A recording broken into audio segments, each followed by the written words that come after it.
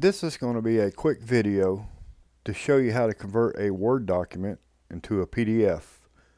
It's very easy, and I'm going to show you two different ways. One way is if you happen to have Office Word on your computer, and the other way is going to be to do it through Office.com, which you can get a free account and you can do it there. So here you see I have a document. It's filled with lorem ipsum, and it is so quick to do this. Just simply go to File, save a copy, and you'll notice right now the selection is a Word document. You got .doc. Well, we select this drop down and you can see all the different choices you have, and this is PDF.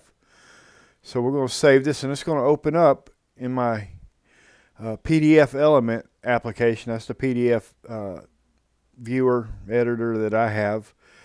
If you have Adobe, it will work in that. If you want, you can open it up in a web browser as well.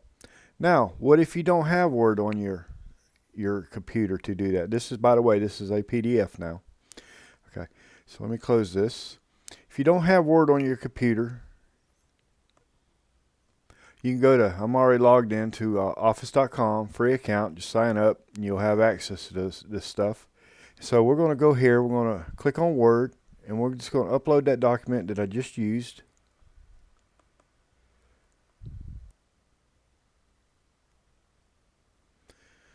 And you see now here we have the document that I had used. It's still a Word document here, and we're going to do the same thing in Office.com. We're going to go to File, Save As, except we're going to say it Download as PDF.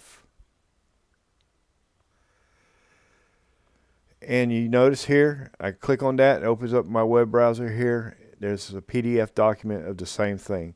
So that's really the two ways to do it. It's very quick, very easy. If you don't have Office 365, you can just go to Office.com, get you an account, and you're good to go.